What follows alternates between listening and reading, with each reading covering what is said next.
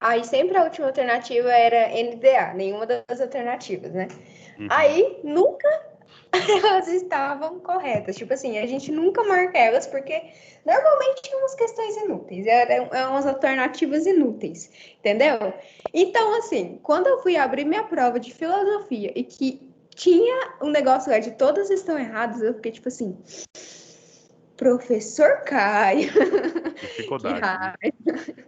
Não, mas esse é treinamento. Eu espero. Como é que foi seu resultado da sua prova? Eu tirei 45. Ah, que difícil, né? Que nota mais medíocre, né, que você tirou. Então, você mesmo com toda essa dificuldade que você está olhando aí, você tirou notaça, Eu né? achei interessante, por causa que o senhor usou os textos que estavam no blog, né?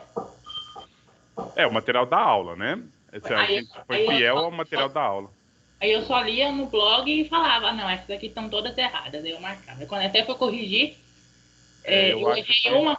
Eu errei uma que era quatro alternativas, três estava certa, eu marquei a única errada. Uhum. Bom, a gente propôs, a gente está propondo para hoje ver se dá certo da gente fazer a análise dessa prova e a correção dessa prova mesmo. Até porque pode acontecer, assim, por mais que a gente confere tudo direitinho, pode acontecer de algum gabarito escapou errado lá, alguma coisa nesse sentido, né? Então a minha proposta agora é resolver a prova com vocês aqui, tirar, quem sabe, as dúvidas que possam ter aparecido, né? Algumas questões um pouco mais tensas e polêmicas, né? Talvez alguma não foi tão simples como o Carlos acabou de dizer aí, de ter encontrado, né? E aí a gente podia fazer dessa forma, eu imagino. Certo? Aí a nossa proposta hoje é isso. Então a resolução aí vamos tentar fazer tanto a prova de filosofia quanto a prova de sociologia, quanto também a de filosofia. Uma vez que nós não vamos ter encontro de filosofia mais antes do conselho de classe, né? Então, você já foi, né? Já foi tudo que tinha que ir. Então, eu vou projetar aqui e a gente vai. Eu tenho algumas análises para fazer com vocês, algumas coisas que me preocuparam, né? E junto com isso, já conversando sobre essa situação, porque nenhum de nós aqui escolheu o REAMP, né? Nenhum de nós aqui escolheu fazer aula online, essas coisas assim. Nós fomos obrigados, né?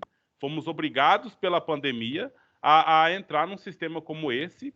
Alguns aprenderam rápido, alguns ainda não aprenderam até hoje, né? Mas assim, são questões que a gente está tentando desdobrar para que isso aconteça. Esse negócio que o Carlos falou aí foi interessante, né? Imagina essa estrutura de blog que eu tenho feito, não é fácil. Vocês podem fazer o julgamento que não é fácil. Quantos professores de vocês têm um blog com todas as aulas lá postadas para vocês? Então a gente sabe que não é uma coisa tão comum e tão assim corriqueira. Se fosse uma coisa fácil, todo mundo faria, né? Então não é bem assim. E aí a gente pensa que é difícil, a gente sabe que é difícil, mas são tantas coisas. Por exemplo, hoje eu levantei xingando a Tecnet, né? Que estava sem internet aqui em casa, xingando e bravo, né? Aí quando eu peguei o telefone para ligar, perguntei para algumas pessoas antes, para mim não dar bobeira, né? Tá tendo internet na sua casa? Tá tendo internet? Não, tá tudo normal aqui, eu só com 3G. Aí, quando eu peguei o telefone para ligar, já para brigar com eles, falando que eu preciso da internet para dar aula, eu lembrei, eu paguei o boleto no mês passado. Aí já foi a conversa diferente, né? Eu falei, olha, você, por favor, libera minha internet aí, eu vou pagar o boleto, pode ficar tranquilo, né? Aí eles liberaram a internet para me trabalhar hoje, normalmente, né?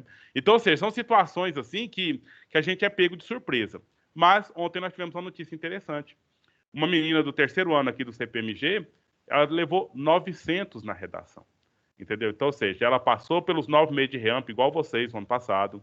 Então, claro que ela tem os méritos pessoais dela, né, dos estudos dela, mas 900, a redação é 1.000, e ela teve 900. Então, ou seja, uma menina aqui de Porá, do CPMG, então pôde ter um sucesso tão grande desse. Então, o sistema pode dar certo também, mas a gente tem que fazer dar certo.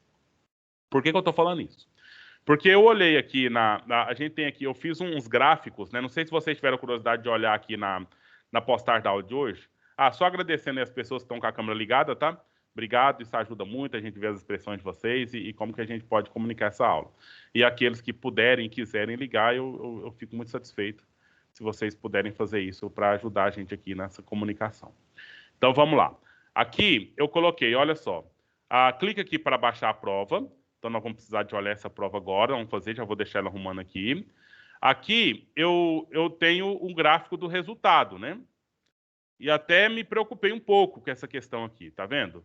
Então, aqui nessa linha de baixo são a quantidade de acertos. O mínimo é 0, o máximo é 10, né? Que são 10 questões na prova. E aqui subindo seria o número de pessoas que teve cada nota dessas. E aí, qual que foi a minha preocupação aqui? Ninguém tirou 10, né? Isso não é tão comum. E aí é o ponto que nós vamos corrigir a prova aqui agora, ver se quem sabe, né? Às vezes é algum erro de gabarito. Então pode ser que alguém de vocês tenha acertado as 10 questões, mas vamos ver isso aqui agora. E a gente verifica que 3 pessoas tirou 45, acertou 9. 17 pessoas acertou 8 questões, tirou 40. 13 pessoas acertou 7 questões, tirou 35. 46 pessoas ficou no raso da média, tirou os 30 pontos, acertou 6 questões. E 30 pessoas ficou com bomba, acertando só 5 questões. 7, 4, 8 pessoas acertou 3 questões. 2 pessoas acertou 2 questões. E nenhuma pessoa acertou apenas uma questão e nenhuma pessoa zerou a prova, né? Então, nós temos esses indicativos aqui, conforme no gráfico.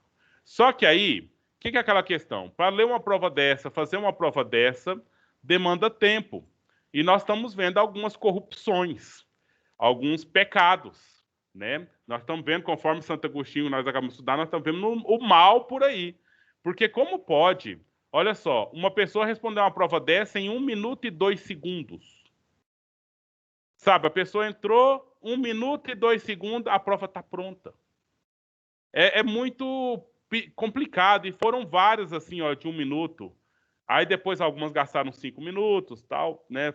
Mas aí teve a média aí de 20 minutos e tal, e alguns extremos também, né? De 20 horas, 35 minutos e 35 segundos. Entendeu? Então, ou seja, esses 2 pontos que às vezes não que são estranhos, né? É claro que a pessoa pode ter lá logado e depois ela não enviou, né? Não finalizou e foi fazer isso depois, e etc. Pode acontecer tudo isso aí, né? Mas esses tantos casos da pessoa de fazer essa prova em 1 minuto, 2 minutos, engraçado mais. Tem pessoas que entrou, fez a prova em 1 minuto e teve uma notaça. Então, ou seja, são coisas assim que como? Será que essa pessoa estudou muito mesmo? Estava totalmente preparada, tal, né, gente? Então, eu só queria que vocês se preocupassem também com esse ponto, né? Pra gente não... Pode falar. Fui eu aí que eu vi que eu demorei mais tempo, é porque eu estava viajando e eu estava com um pouco de dificuldade na internet, então eu entrei, comecei um pouco, aí a internet deu uma caída e eu só pude terminar mais tarde. Não, tudo bem. São casos totalmente explicáveis, entendidos, né? Dentro dessa questão aí.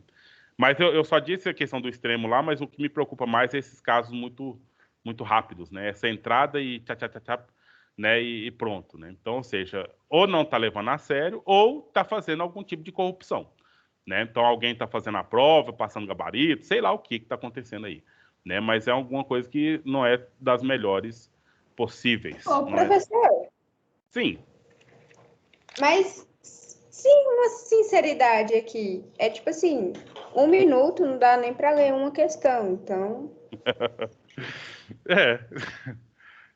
Então, né? Esse que é o ponto que a gente está preocupado, né? Porque aí muitos falam assim, mas a aula pela internet a gente não aprende nada, tal, né? Mas é possível, né? Só basta ter as condições, né? E ter as condições significa ter o aparelho, ter a internet, né? Pagar a internet todo mês. Essas coisas assim que são coisas que tem que ter, né? Aí o resto claro, a atitude e a atuação de cada um, né? Mas vamos ver. Eu só quero, sim, eu não estou brigando com ninguém, eu só estou querendo que vocês reflitam, né, o processo para que a gente possa, então, ter sucesso aí no futuro, certo? Então, vamos aí à correção da prova, ver se tem algum problema no gabarito, se tem alguma questão que ficou em aberto, né? Para a gente, então, tá na compreensão aí. Olha só, a questão número 1 de Sociologia. Um acontecimento... Aí eu vou tentando ler a prova e já marcar, gabaritar, etc. Se você quer interferir, quer perguntar, quer falar, você fala, tá? Porque senão aí o nosso tempo aqui, a gente nem chega no final dessa questão, tá? Então, um acontecimento que alterou profundamente as relações sociais e as econômicas vigentes na época, em lugar da tradicional economia agrária, consolidou uma realidade cada vez mais urbanizada Então, são as palavras-chave, eu estou marcando aqui para vocês, então, verem esse tipo de questões, como que você tem que pensar. Então, existia uma tradicional economia agrária e passa a existir uma realidade mais urbanizada. Aumento da população, outro item, a população na cidade, que corrobora com a questão urbanizada. E o rápido desenvolvimento do comércio, beleza.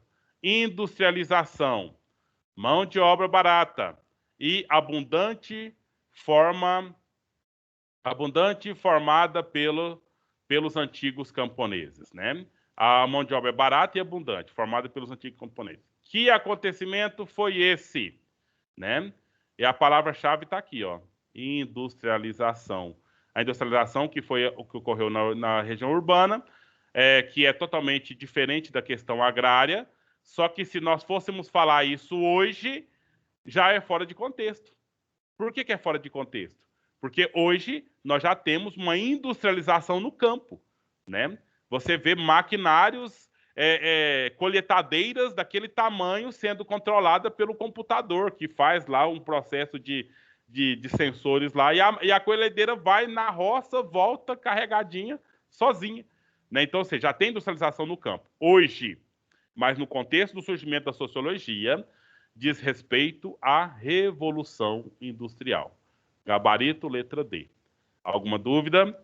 Alguém teve dúvida quanto a isso aqui, meninos? Só para sondar mesmo.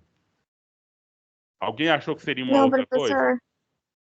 Porque eu acho que ficou bem debatida essa questão. O Túlio gosta de falar desse assunto, nunca vi, né? Então, deu certo aí. Número 2. A sociedade existe porque é vivenciada e compreendida por indivíduos racionais que tomam suas decisões conforme sua cultura ou história. Nesse caso, o objeto de estudo da sociologia seria a ação social. Qual que é o sociólogo que fala da ação social? Weber. O Max Weber. Qual que é a teoria do Durkheim? Só para a gente adiantar aqui. Qual que é o objeto de estudo que o Durkheim faz? Não é da ação social, Fatos sociais, mas do fato social. E o fato social, para Durkheim, é exterior, ele é geral e ele é coercitivo, né? O Karl Marx, qual que é o tema central da teoria do Karl Marx? Hã? Vai? Luta de classes. E os três, então, você tem essas três teorias básicas aí do surgimento da sociologia com eles. Boaventura de Souza Santos é um cara que ainda está vivo, certo? É um português. Antônio Gramsci já morreu, é um italiano que ele estuda o Karl Marx, principalmente. Entendeu? O Boaventura de Souza Santos é contemporâneo, ele estuda um monte de coisa, como, por exemplo, sociologia e ecologia. Ele é ótimo nessa questão aí. Tem um texto dele lindo, quando começou a pandemia, que ele escreveu. Então, vamos lá. Então, ficou aqui, como é que foi? O gabarito, letra B, está marcado lá. Número 3. A sociologia de Max Weber busca compreender a ação do indivíduo, onde cada indivíduo tem uma importância no sistema social. Suas ideias influenciaram na criação de um método de análise chamado... Qual que é o método do Weber? Funcionalismo, método comparativo. Justamente, né? Essa questão é uma questão um pouco perigosa, porque está bem dentro da matéria que foi dada na aula, certo? Mas isso aqui é um distrator muito interessante, porque o método dele também é reflexivo, o método dele também é compreensivo, certo? Só que esses dois itens aqui são características, são qualidades para o método funcionalismo ou método comparativo, certo? Então, ele trabalha na questão, está até escrito aqui, não, está no outro lá, da razão, né? E essa teoria dele foi totalmente aplicada na administração de empresas, por exemplo. Materialismo e história dialética é de quem? De qual dos sociólogos? Vitória, eu não estou conseguindo ler os seus lábios. Você começou a falar, mas eu não... Qual que vocês acham que é o materialismo histórico dialético? O método de materialismo histórico dialético é de qual dos outros dois sociólogos? Do Marx ou do Durkheim? É do Durkheim? Você acertou a próxima pergunta. O estruturalismo é do Durkheim, certo? E o materialismo histórico dialético, Durkheimer. Agora, o materialismo, Heimer. O materialismo histórico dialético é do Marx, certo? Então, que fique Professor, a dica. Pois não. essa 3 aí eu errei, porque eu marquei o método compreensivo. Então, é um dos distratores que você poderia cair nessa mesmo. Aí eu acabei de explicar. O método compreensivo, ele é uma qualidade desse método aqui, bem como o reflexivo é uma qualidade para esse método aqui. O método reflexivo sozinho não é uma metodologia, nem o compreensivo sozinho também não é uma metodologia, entendeu? Da mesma forma do Karl Marx, materialismo e história dialética. Então ele estuda a história da luta de classes, a história do capitalismo, né, fazendo essas comparações também ao longo da história. O estruturalismo do Durkheim é colocar cada coisa no seu lugar como componente de uma estrutura em que, por exemplo, a sociedade é a mesma, e aí cabe eu, que sou mais velho que você, ensinar você como é a sociedade. Aí depois que você aprende, você vai ensinar os seus filhos como é a sociedade. Seus filhos vão ensinar o outro, dentro de uma estrutura fixa. Entendeu? É mais ou menos por aí. Então, a letra A, gabarito letra A. Vamos para a questão número 4.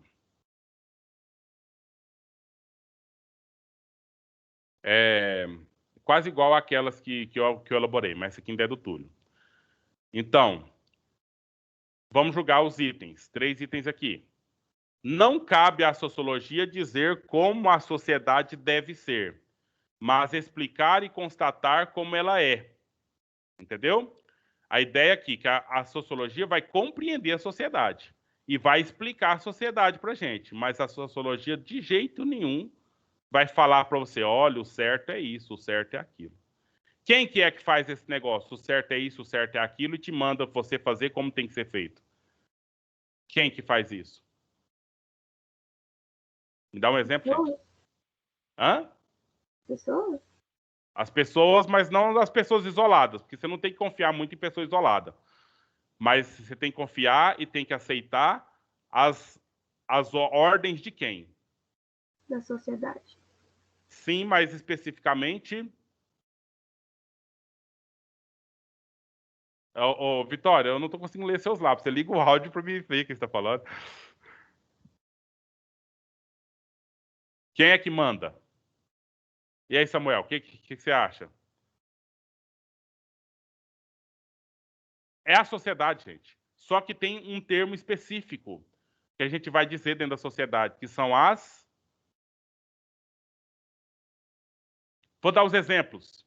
A família manda e você tem que obedecer. A igreja manda, você tem que obedecer. A escola manda, você tem que obedecer. Entendeu? O que são A isso? autoridade. Não necessariamente. Político. Gente, Os mais velhos? tá tudo certo, só que vocês não estão falando a palavra adequada. Deixa eu perguntar de outra forma. O que a sociologia estuda?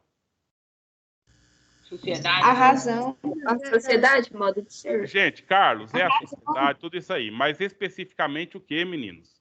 A palavrinha chave. As instituições sociais. Não esqueça disso. As instituições sociais. E quem são? Igreja, família, escola, partido político, sistema financeiro, econômico. Isso são as instituições sociais. As instituições sociais falam para você o que você tem que fazer, o que você não pode fazer. Mas a sociologia, ela faz isso para você? Não. Ela apenas estuda e te fala como que a igreja processa suas ideias e impõe. Como que a família se estruturou ao longo da história. Como que a escola, o sistema educacional se estabeleceu ao longo da história. Entendeu? Então, a sociologia, ela não vai dizer como a sociedade deve ser, mas ela te explica como a sociedade foi e como ela é, certo? Então, a letra A1 aqui, ela é verdadeira. A2, é uma ciência que moralmente realiza uma análise das relações sociais. Por que moralmente? Por quê? Porque as instituições te mandam e não te manda por via de decreto. Claro que a escola tem um regimento, né? Mas na igreja não tem regimento. Simplesmente tem lá a pregação, tem a Bíblia, tal, mas não tem um documento que te determina o que você faz, o que você não faz e te cobra multa, etc. A família da mesma forma, entendeu? Então é mais uma forma de te mandar pela moralidade, né? Pelo que é certo, o que é errado, o que é feio, o que é bonito, e nesse sentido aí, no que é bom, o que é mal, né? Então, essa letra B, o item 2, está totalmente verdadeiro. O item 3, porque pode-se transformar em instrumento de intervenção e mudança social. Olha só, se a sociologia não fala o que a sociedade deve ser, se a sociologia faz apenas uma análise da relação, ela pode ser utilizada como intervenção para alterar a mudança social? Claro que não, né? Ela não vai fazer essa promoção, esse planejamento, etc. Engraçado que quando eu comecei a trabalhar aqui em Porá, a primeira escola que eu fui contratado foi o Colégio Exato. E a coordenadora me levou na casa dela, porque eu estava sem material nenhum aqui, meu material estava todo em Goiânia ainda, que eu morava lá. E ela foi me emprestar alguns livros e na casa dela foi conversar, pensando que as aulas que eu daria de filosofia e sociologia seria mais ou menos como as aulas de ensino religioso, para ensinar para os meninos o que é certo, o que é bonito, o que é interessante, o que é ético, né?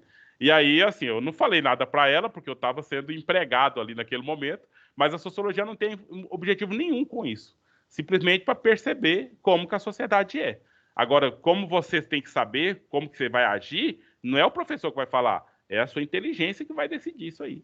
Né? Você tem que tomar suas decisões e saber da sua vida. É aquilo o Santo Agostinho falou, é o livre-arbítrio, né? Então, resposta correta, gabarito, letra A. Então, vamos para a questão número 5. Nós já respondemos elas lá em cima, não foi? Qual que é, então, o estudo que o Émile Durkheim faz? Fatos sociais. Dos fatos sociais. Quem faz das classes sociais, só para relembrar? Quem? Ô, Victória, liga o áudio, minha filha, porque aí eu não... Das classes sociais é o Karl Marx, tá? Aí esses outros aqui é meio que para só confundir mesmo, tá?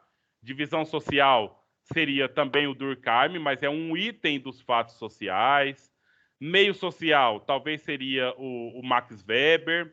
Os dados sociais, isso aqui não seria todos eles, né? É só para distrair mesmo. Então, gabarito letra D, a número 5. Vamos para número 6.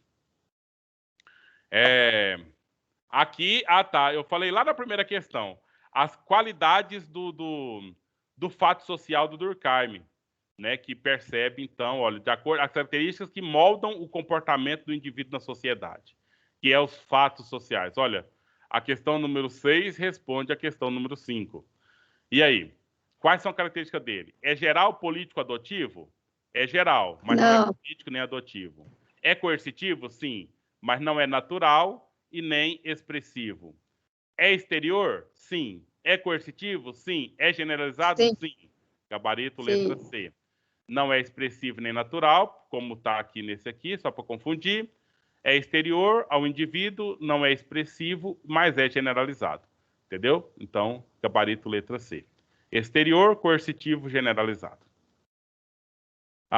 Número 7. Aqui nós temos segundo Max, e a gente tem que tomar cuidado, ó, Max, não é Marx, né? É o Max Weber. Tá aqui, tá aqui. É porque estava letra minúscula e eu não li o nome dele. A ação do indivíduo em sua interação com a sociedade é a unidade mínima de análise sociológica. É o indivíduo nas suas interações sociais, né? As conexões que são feitas.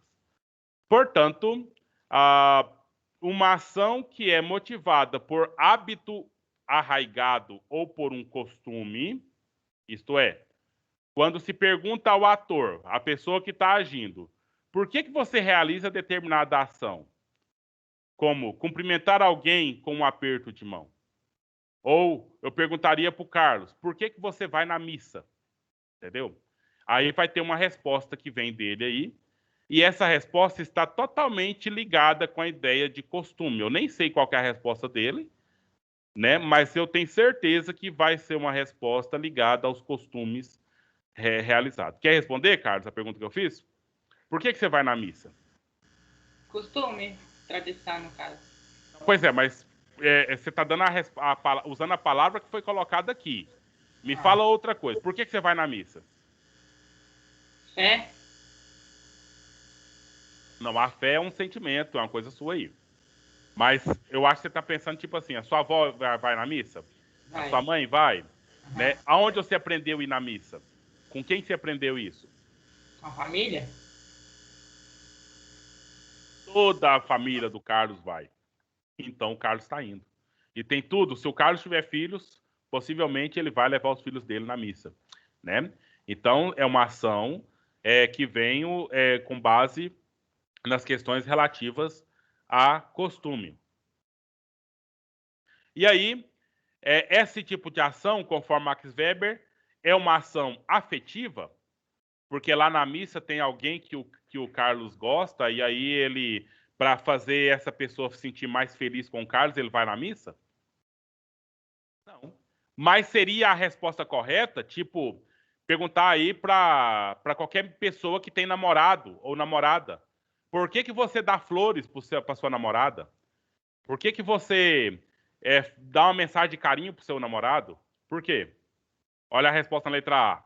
Essa é uma ação afetiva, certo? Agora eu pergunto para vocês, conforme Max Weber também, claro, né? É bom ficar assistindo aula aqui? É uma coisa agradável demais? Levantar cedo e colocar o uniforme e tudo assim, é bom?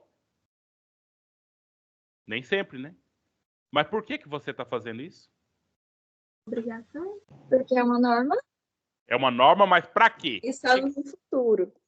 Você está olhando para o seu futuro, né, Victoria? Então, ou seja, é uma ação que você está pensando, não é boa, não é agradável, eu não quero, mas eu vou fazer. Por quê? Porque sem esse diploma que eu vou receber aqui, eu não entro na faculdade, eu quero entrar na faculdade.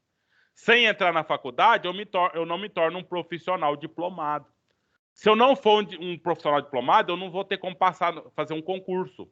Entendeu? Então, eu estou olhando lá na frente e a minha decisão é racional. Eu falei, eu preciso estudar.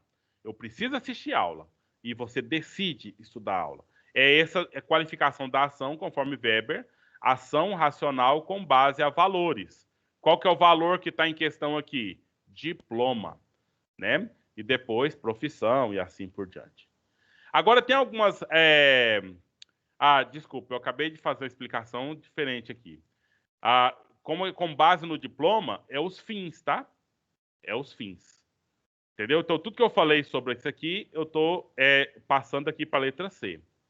Agora, a letra B seria com valores. Tipo, eu não posso não ser formado porque minha mãe meu pai meus avós são, e meus pais estão gastando uma nota para mim poder estudar.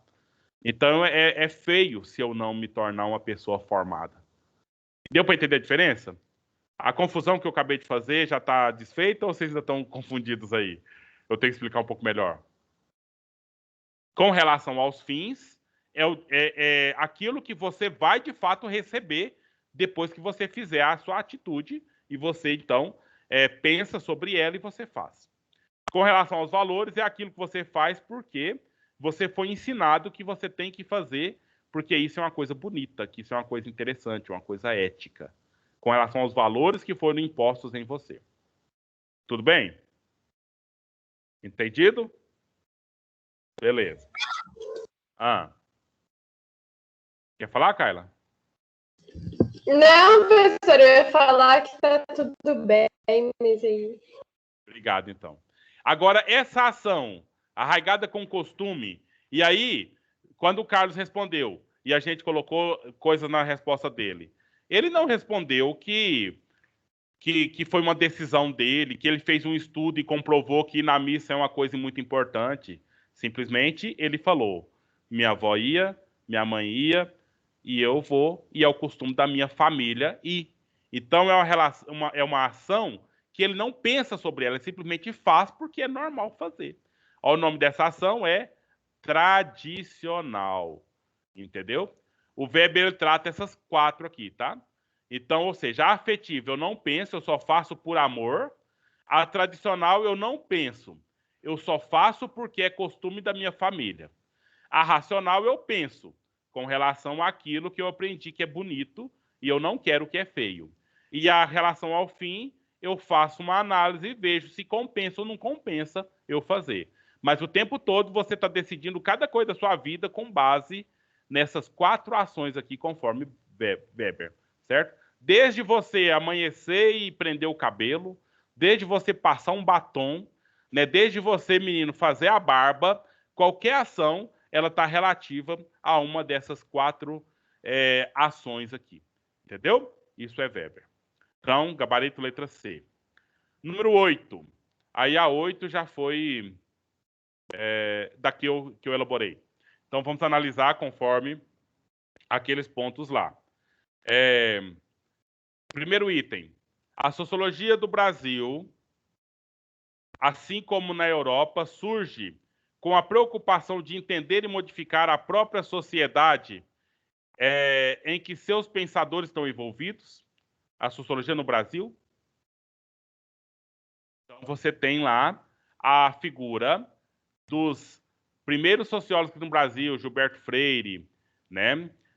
E entre outros lá, eles estavam querendo entender a sociedade brasileira, com base nas tantas mudanças que ali estavam existindo. Essa, conforme o texto, inclusive, é verdadeira. Agora, a sociologia só ganhará difusão no Brasil nos primeiros decênios do século XXI. Século XXI é esse século nosso, né? Então, o que falseou essa questão? É o 1. Porque se fosse século XX, estava correto. Mas do jeito que está falsa.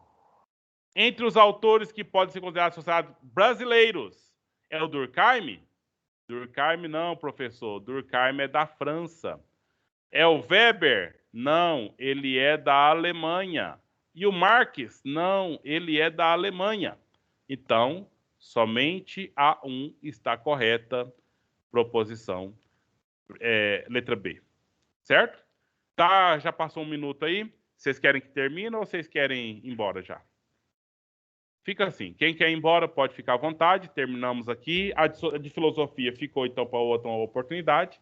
E aí eu vou só finalizar aqui a questão 9 a 10. Né? E quem precisar sair para fazer almoço ou qualquer outra coisa, fica à vontade. Né? E quem quiser ficar, então fica. Nós vamos gastar aqui uns 2 ou 3 minutos no máximo, tá? Professor, só uma dúvida. Sim, Estela. A chamada, precisa da chamada? Eu tiro aqui do aplicativo mesmo. Ah, tá. Certo?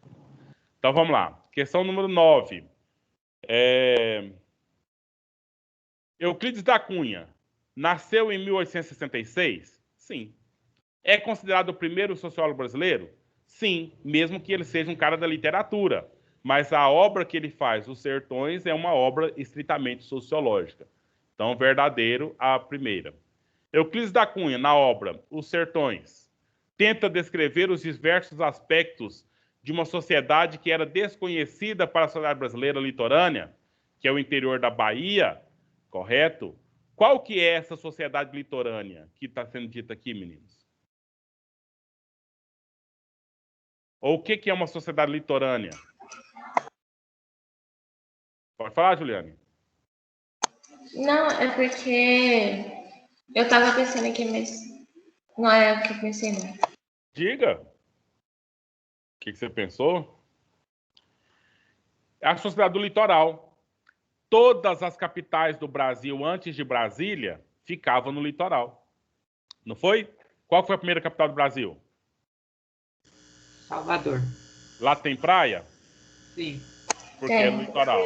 A segunda capital do Brasil? Rio de Janeiro. Lá tem praia? Então, Por isso que está no litoral.